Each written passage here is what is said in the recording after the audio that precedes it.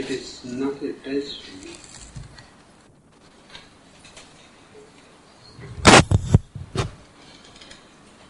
It is something of a fundamental existential truth.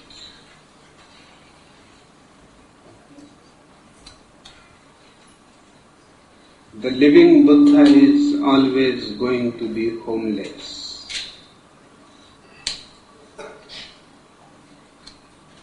For the simple reason that it is very difficult to accept a contemporary human being as someone who is awakened. It goes against your ego that you are asleep and somebody else is awakened. It hurts you. Hence, the living awakened person is always condemned, poisoned, crucified.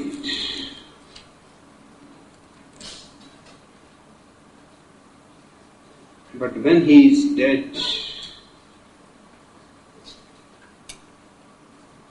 then things change completely.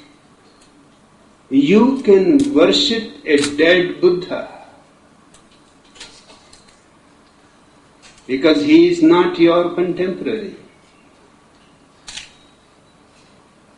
He is not your competitor.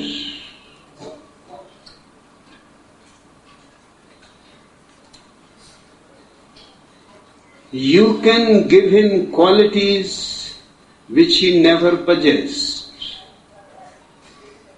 You can make him a god which he never was.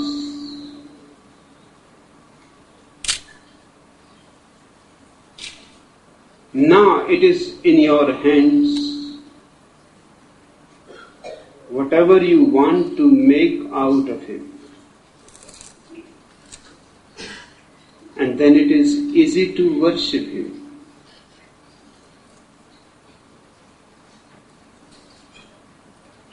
The dead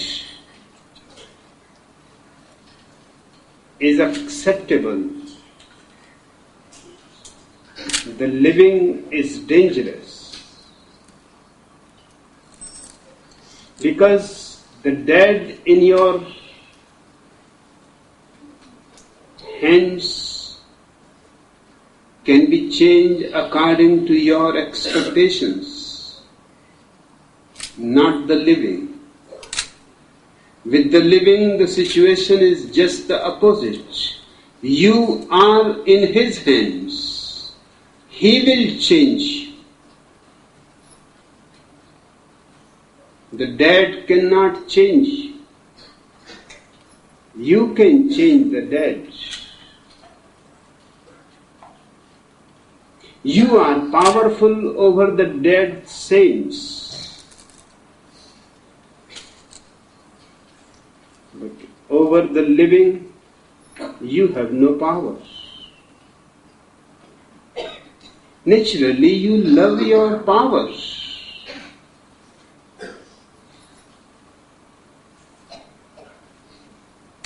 When Gautam Buddha was alive,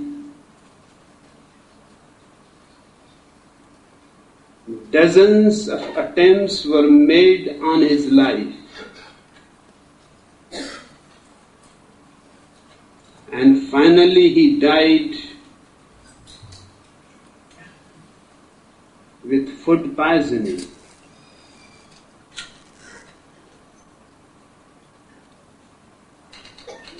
He was condemned as much that you may not believe. He was passing through a village. The whole village gathered together. They abused him. They said ugly things. They used vulgar words. And he remained silent, listening to them. His disciples were getting furious. But because the Master was present, they had to remain silent. When the people of the village has ended insulting him, he asked them politely, lovingly, compassionately, have you said everything that you wanted to say? Because I have to reach the other village. People must be waiting there. And I don't want anybody to be waiting for me unnecessarily. If you have to say something more, I will be coming back again from the same route. And I will have enough time for you. Then you can say whatsoever you want to say. One of the men from the crowd said, we were not saying things, we were condemning you. We were insulting you. We were abusing you. Buddha said,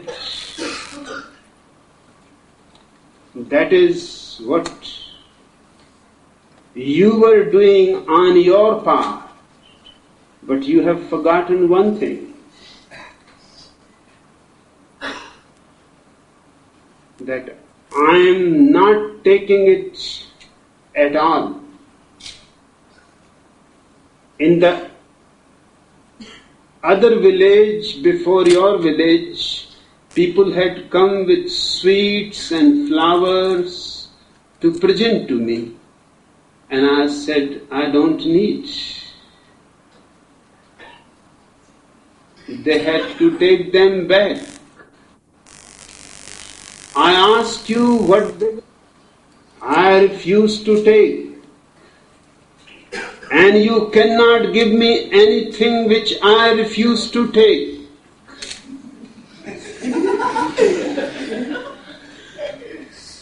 A living,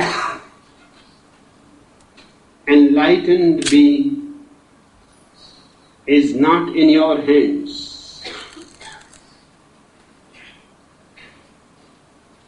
If you want to be related to him, you have to be in his hands. That needs guts, that needs courage, that needs intelligence, that needs capacity to risk all and everything. Naturally, the living, enlightened being is not worshipped.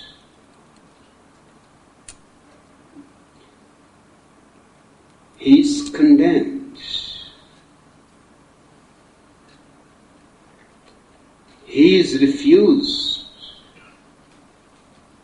He is not accepted. The same person, when he is dead, creates a great change in your mind. First, because you have condemned him while he was alive, you start feeling guilty. Whatever you have done was ugly, inhuman. To compensate, you start worshipping. You move to the other extreme. You make statues of the same person, But now it is within your hands what to make of that man. Do you know the statue of Buddha differs in different countries? In Nepal, it has a different shape, different face. It is Nepalese. In Japan, it is certainly different. The Japanese Buddha has a big belly.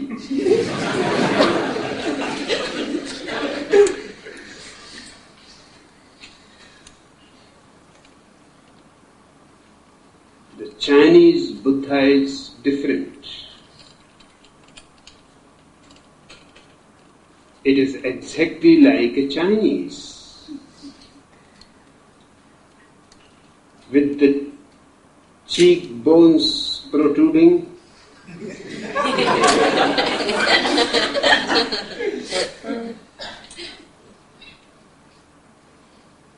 the Indian Buddha is totally different. And you will be surprised to know that none of these statues have any similarity to the real man. Because for 300 years no statue was made of Buddha.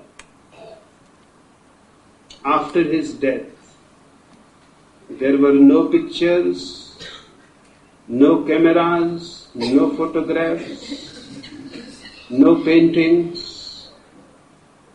After 300 years, Alexander the Great came to India. He was a beautiful man.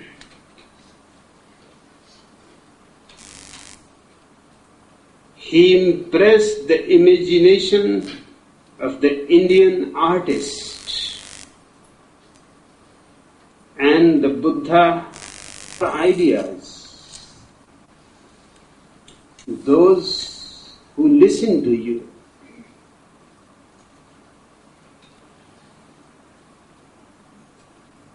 are not authentically enlightened.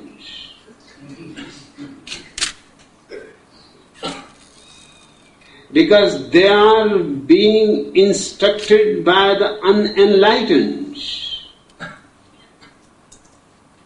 They are following their own followers. They are being dominated by the ignorant.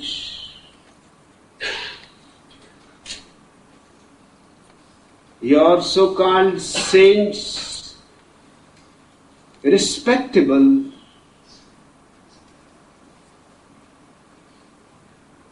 are not truly arrived to truth yet. They have simply fulfilled your expectations. Whatever your idea is, how a saint should be, they are behaving in the same way. You will respect them, but they are false. A real Buddha is going to be condemned. He cannot be respectable in his contemporary world. Because he will not listen to your suggestions. People go on giving me suggestions. They say to me, Bhagwan, don't say this. This will create trouble.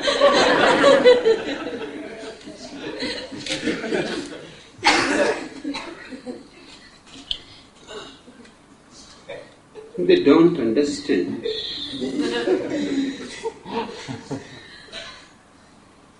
That if I listen to them, then I am not the man to be a master. I will do what I feel is spontaneously to do. If it creates trouble, then perhaps existence needs trouble at this moment.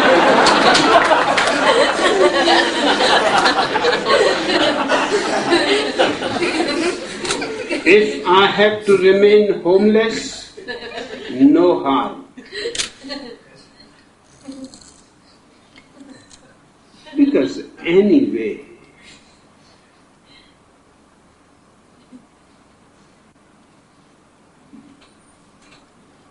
every home is just a house. You have only an illusion that it is a home.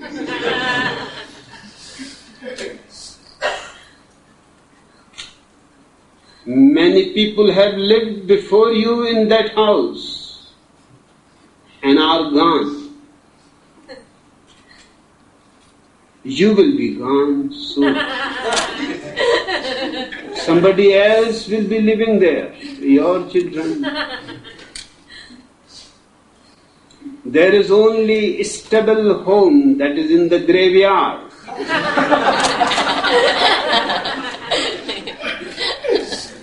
There you go with a one-way ticket. You never return back. That is a permanent abode. That is the only home. These homes that you think are your homes are just caravanserais. So when my people ask me, Bhagwan, is it okay if we arrange a hotel for you to stay? I say, everything is a hotel.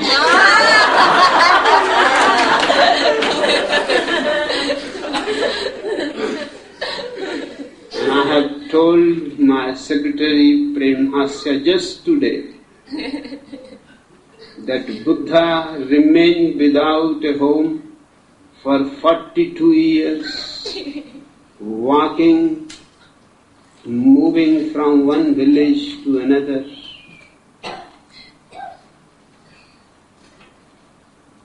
You arrange one aeroplane for me, so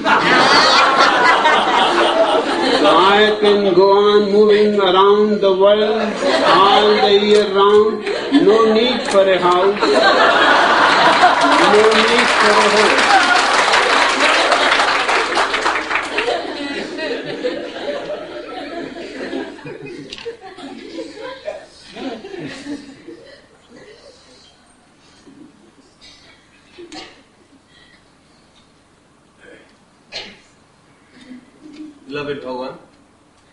Beloved Bhagwan, thank you very much for visiting Nepal. Question. You are the most successful spiritual businessman. What is the secret of your success?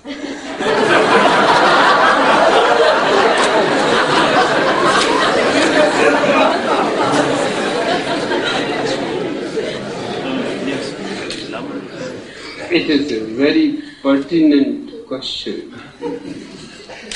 In the meeting of the top businessman of Nepal.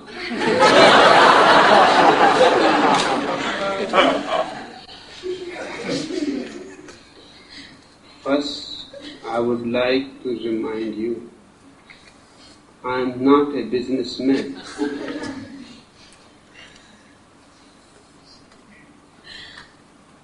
For the simple reason, I don't have even a bank account anywhere in the world. I don't have even pockets in my robe.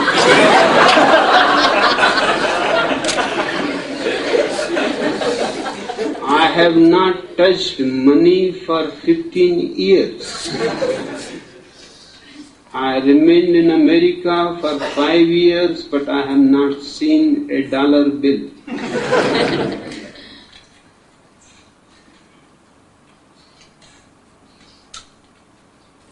How can you call me a businessman?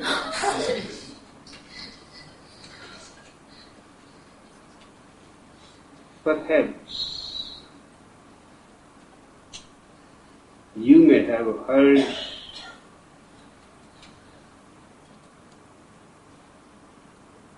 that I have 93 Rolls Royces.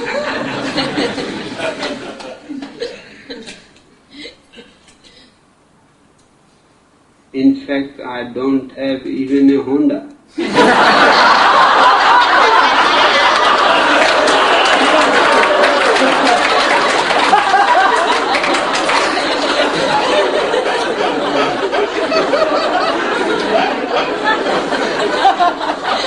Those 93 Rolls Royces belong to the commune of the sannyasins in America.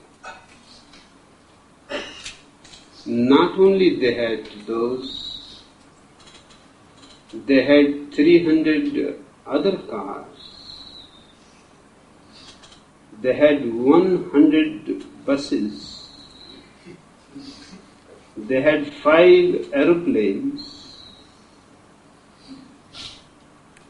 It was one of the richest communes that has ever existed in the world.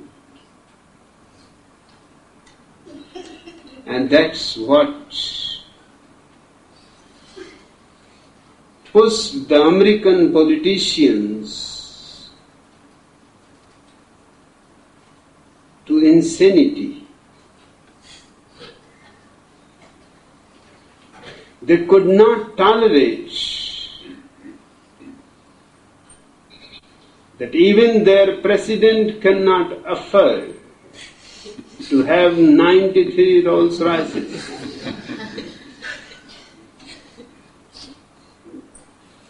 But those Rolls Royces don't belong to me. I am not the owner of those Rolls Royces. I don't own anything. Not a single rupee.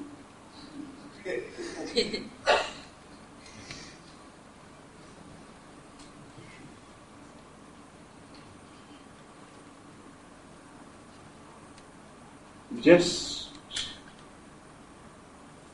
the other day, few American idiots must be staying in the hotel. When I passed by their side, one ugly and fat and retarded woman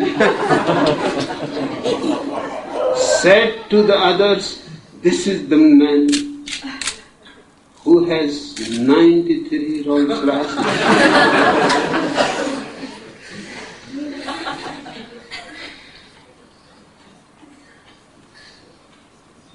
It's strange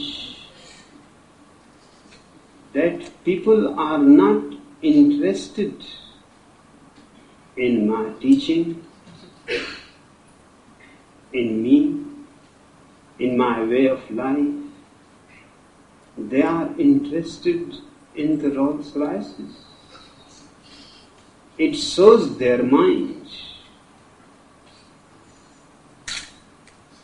I have been receiving thousands of letters from people around the world. Everybody condemning me for having 93 Rolls Royces, yet thousands of letters reaching to me that Bhagwan, if you can give one Rolls Royce to me, it won't make any difference to you.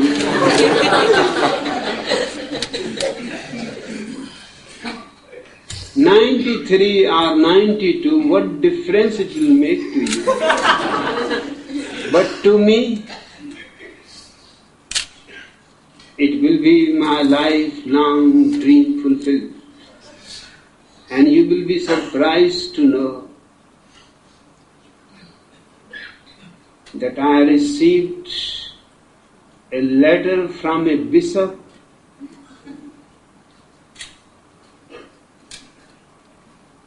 who was continuously talking against me and against the Rolls Royces. That's why I had come to know his name. And finally I received his letter, asking me that if I can donate one of the Rolls Royces to his church. It is a tax-exempt, charitable, religious body. And he will be very glad.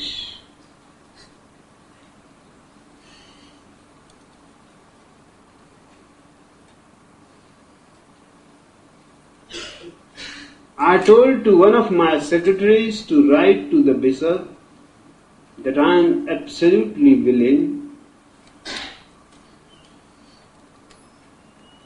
Do you want a regular Rolls Royce?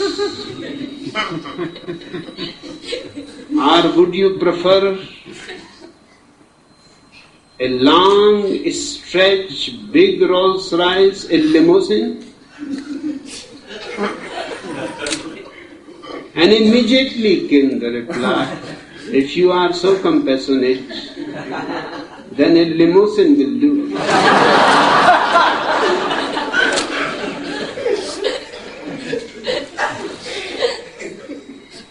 But unfortunately I had to inform him that I can give you anything, but they don't belong to me.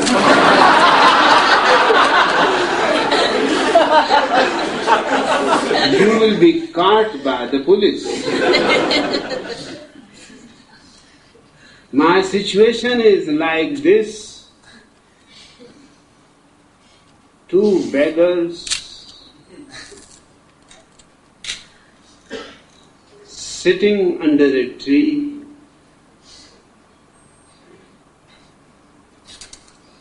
under the influence of opium,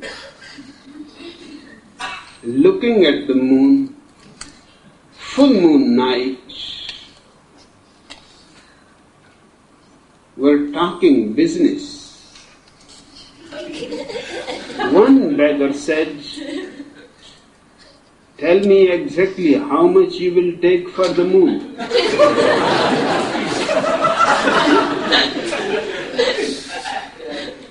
The other beggar said, who told you that I am thinking to sell it?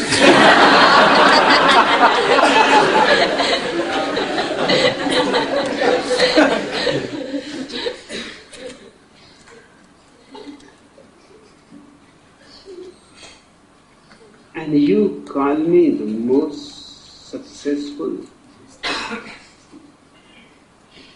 spiritual businessman.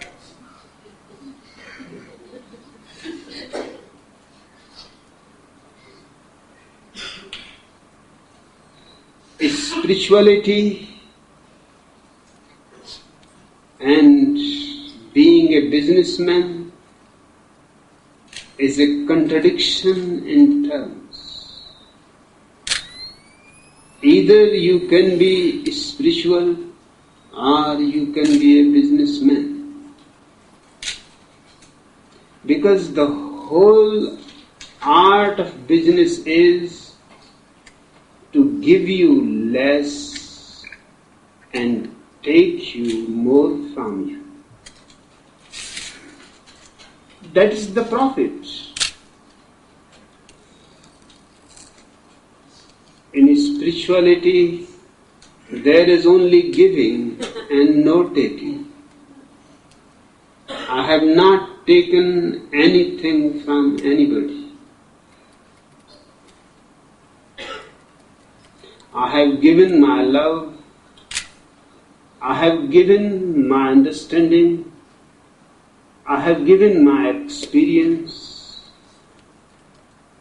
without any condition to anybody who was thirsty and ready and open and receptive.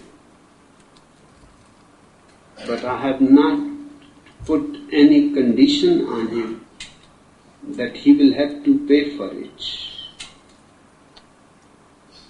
Spirituality is just sharing something that you have got, and there is no need to take anything from the person you share, because the very nature of the spiritual experience is such, the more you give it, the more it grows within you.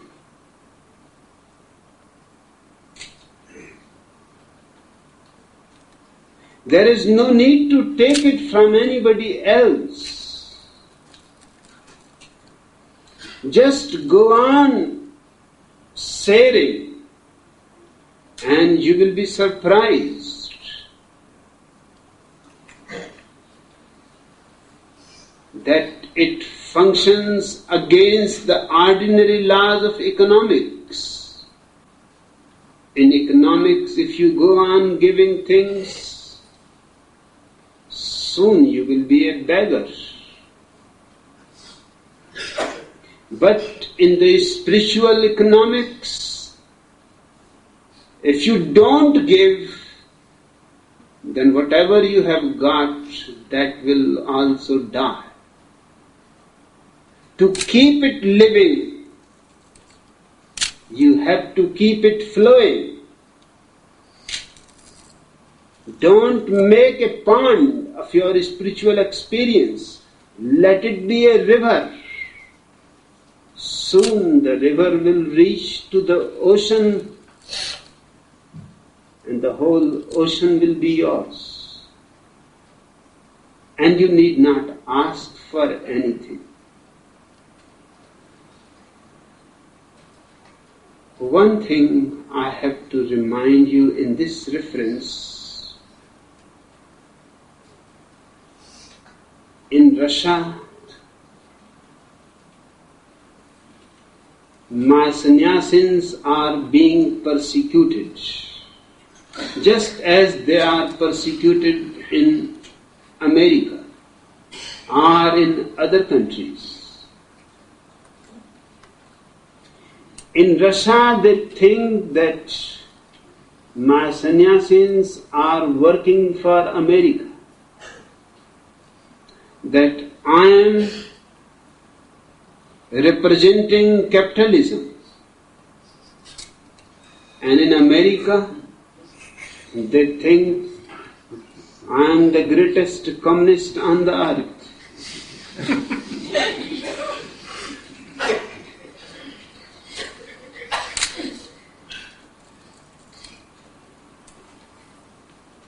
It is a very strange situation.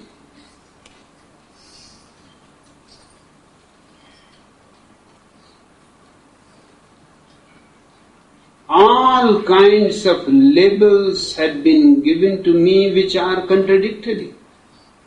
They all cannot be true together.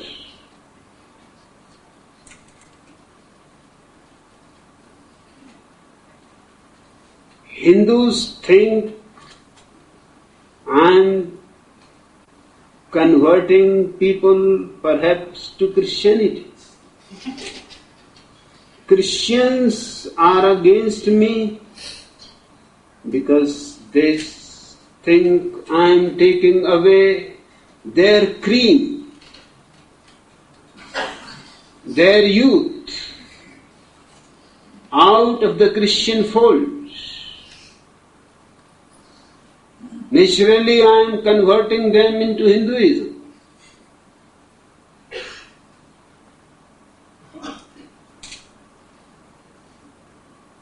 Looking at all these labels and condemnations, I thought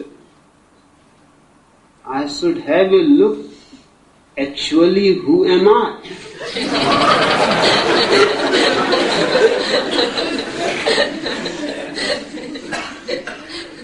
An agent of FBI or an agent of KGB?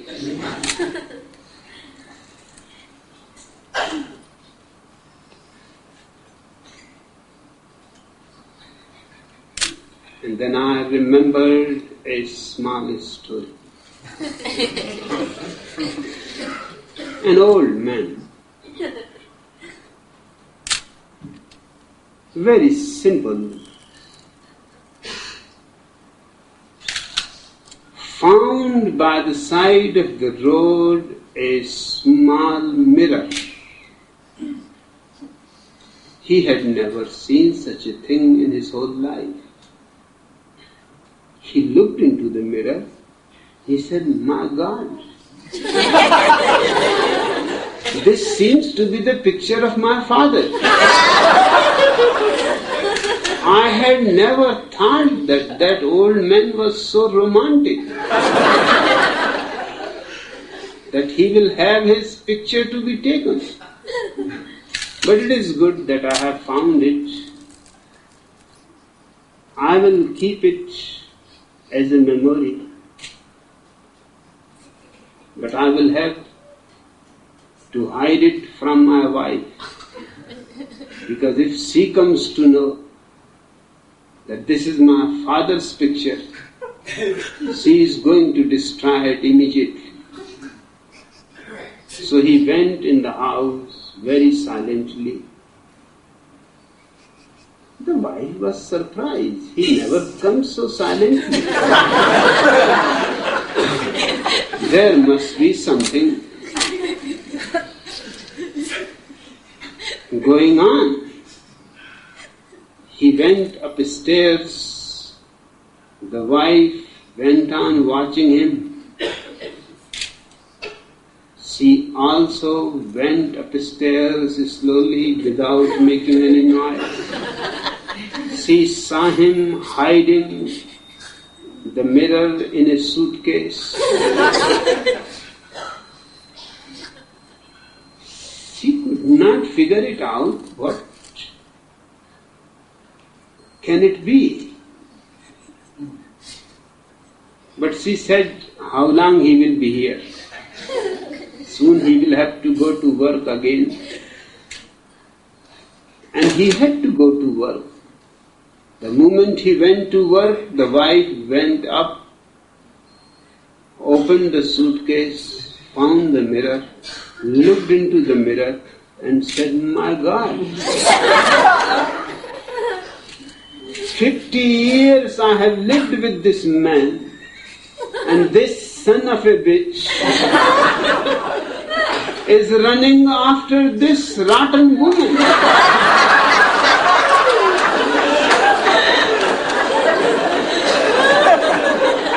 I will kill her."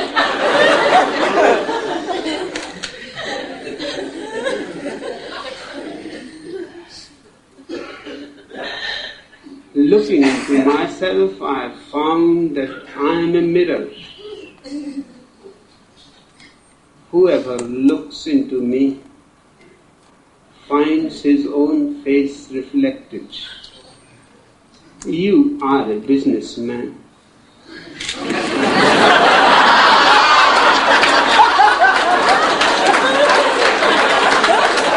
What can I do?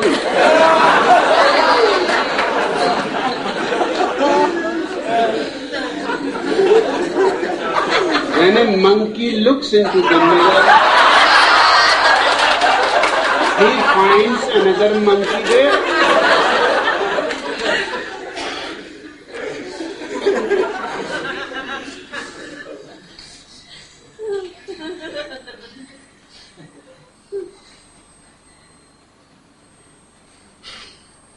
I am not a businessman at all.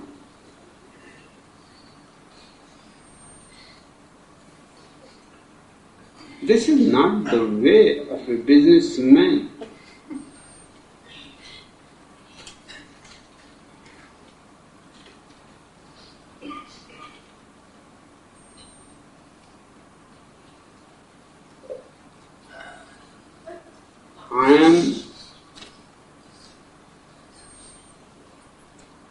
certainly trying to persuade you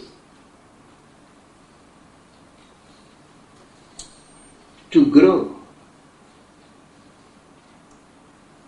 to bring your potential to its ultimate height. I am not going to give you anything. I don't have any commodity to sell.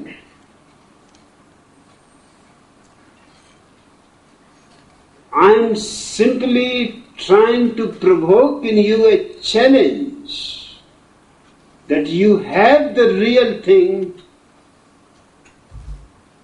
but you are not looking at it, you have ignored it. You have the seed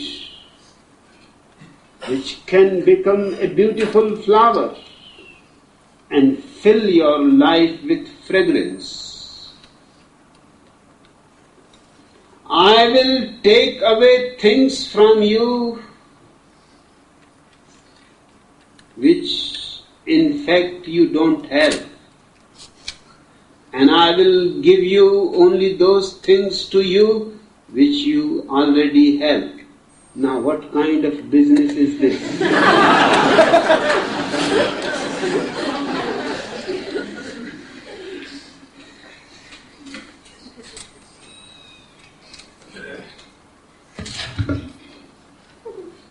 Beloved Bhagwan, why people call Rajnishis mad people?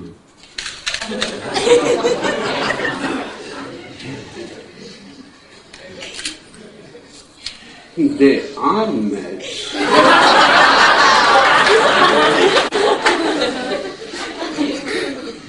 If you are sane, then my people are certainly mad.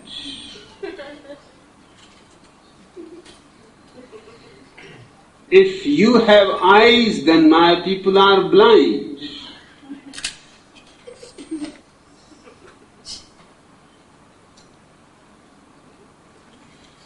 If you have found the truth, then my people are lost. It is a question of relativity.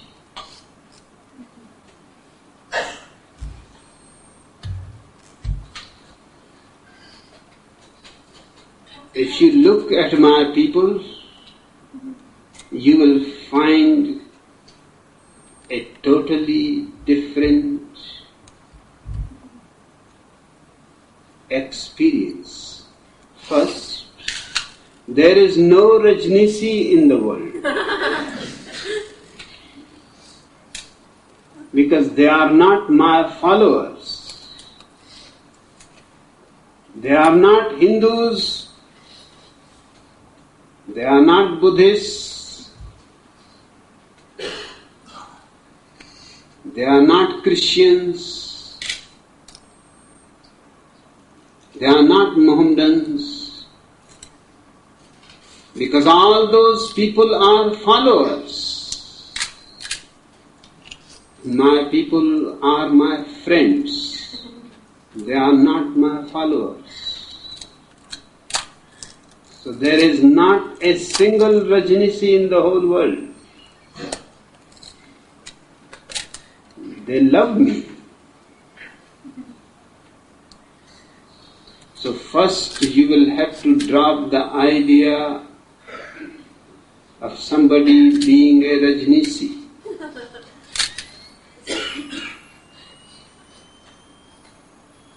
Secondly,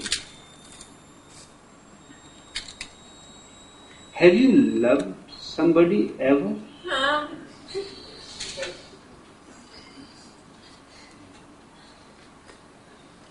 If you have not loved somebody ever, you will not understand that love is mad.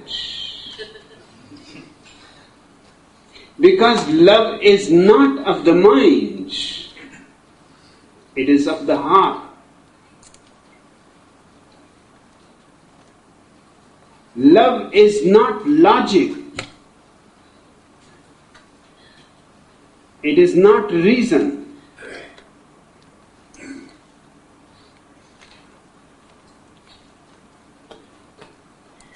That's why all lovers look mad.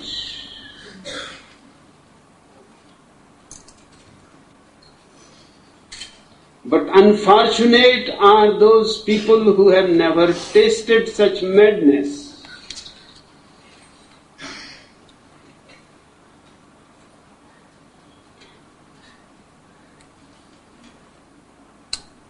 There are other dimensions also. Perhaps you may have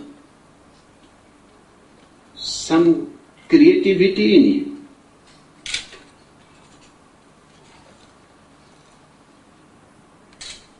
Have you loved music? Have you loved dancing? Have you loved painting or sculpture? Anything creative. And you will know that while you create, the mind stops and something bigger than the mind takes over. One of the greatest painters, Vincent van Gogh, was asked once that when you are painting, you look like a madman.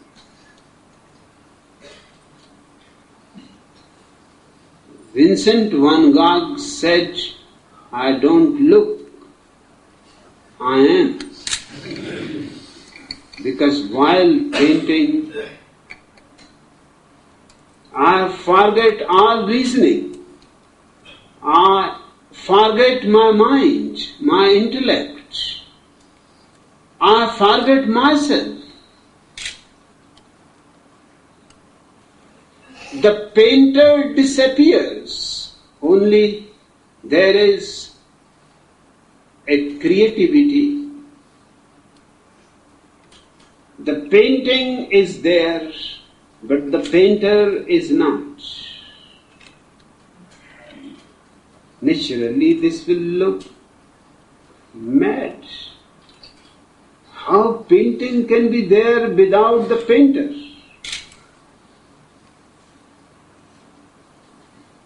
Because we are accustomed of logical thinking, of dividing things. One of the greatest dancers of this age was Nijinsky. Perhaps he was the greatest dancer of all the ages, because he had something which has never been seen in any dancer. He used to take jumps while dancing so high that scientists said it is impossible. It is against the law of gravitation. You cannot jump that high.